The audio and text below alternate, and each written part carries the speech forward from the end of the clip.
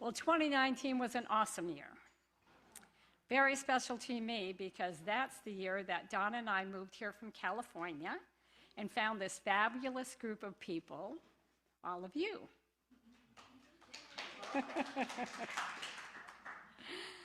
In looking over the bulletins and newsletters from 2019, here's what I learned and what I experienced. We love music here at Interfaith. And Cafe 704 brought us the opportunity to attend some fabulous concerts with some great musicians.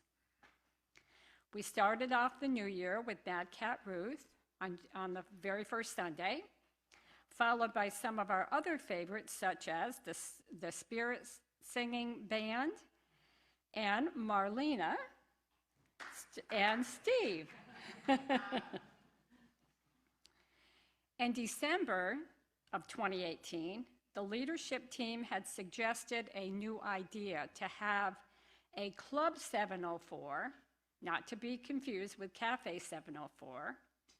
This was to be a concert for the youth-focused scene. There were a couple Club 704s concerts during 2019, but it never really took off, and then we got hit with COVID.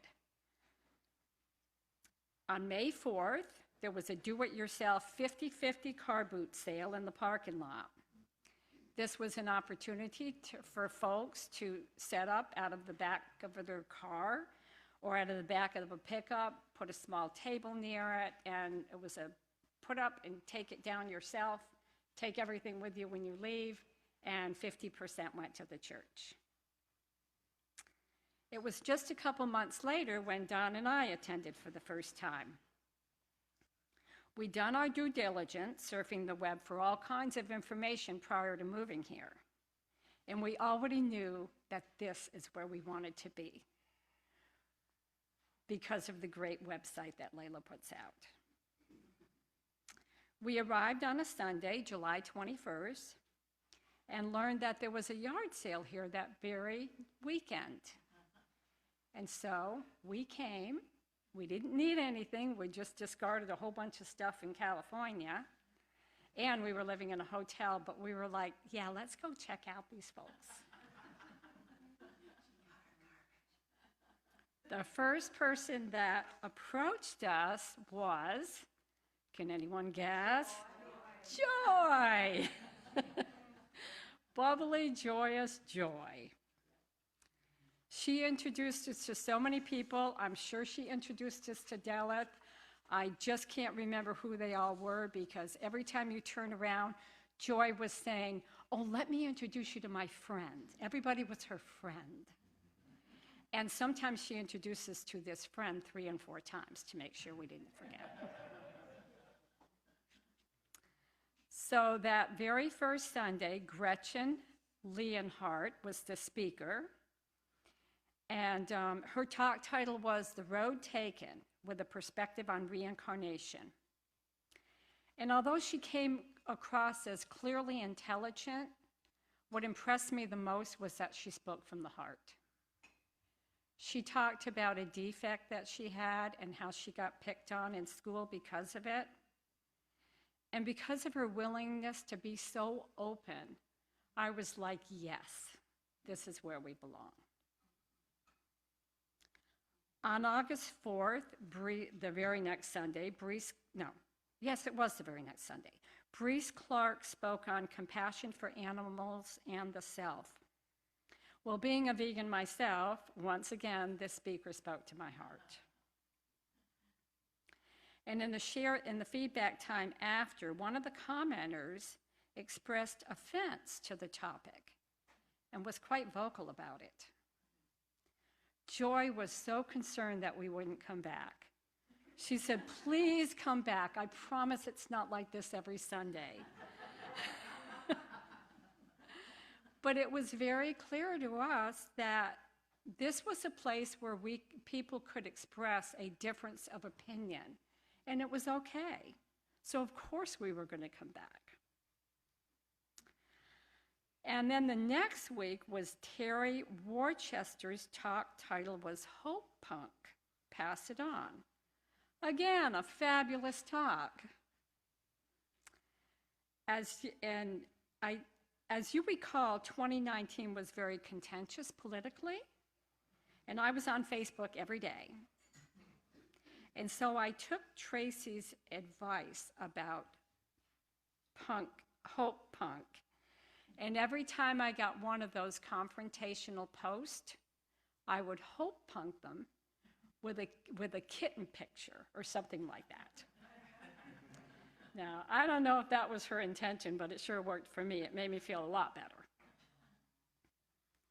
That very Sunday, as I recall, Tracy introduced game night.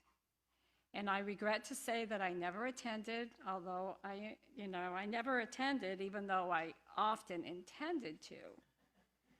And this was a clear indication to me that if you don't support the events around here, they just may disappear.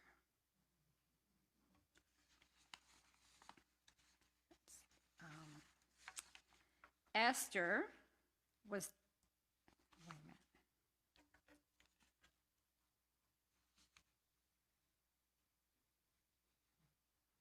So what is the name of our newsletter? Oh dear. The Interfaith Inspirer in August highlighted Esther because she was turning 90 years old. And it said, Exceptional Esther. And I was soon to learn that she was indeed exceptional. Esther was the kitchen manager for quite some time around here, and from what I understand, she was very territorial about it. Although by the time we arrived, I think she had already retired from that position. But she was sending out birthday cards to all the members. I know what a chore that can be. Also a delight. And she was a member of the caring committee. She was referred to as the yard sale queen of the decade. I wonder if she organized that yard sale that we came to. The monthly potlucks on the first Sunday provided a great way for us to get to know all of you better. We started taking classes such as Science of Mind, Eckhart Tolle, and Metaphysics, providing more opportunities for us to learn and to meet some of you. It was lovely to be able to enjoy our first Thanksgiving dinner in Michigan here with all of you. The food was so delicious, I was sure that everybody brought their favorite dish. And I brought my vegan roast. I was a little concerned that people were going to be offended by it, but everybody loved it. There were no leftovers to take home, so I was very impressed. For Christmas that year, we went to see family, so we missed out on the really lovely candlelight service, but we were back here to enjoy a lively New Year's Eve party. There was plenty of food to eat and games to play, but most importantly, lots of conversation. So as much as I enjoyed the services, the speakers, and the fabulous musicians, of which there were plenty in 2019, I learned that if you really want to get to know people, you have to stay for the potlucks. The after-service social time, attend the fabulous concerts, participate in the workshops, yard sales, and other special events, because this is how we build community. So I encourage newcomers, and even some of you old-comers that tend to slip out right after the service, to just stick around and get to know us, because we're really a fabulous bunch of folks. So this is my perspective of 2019. Thank you.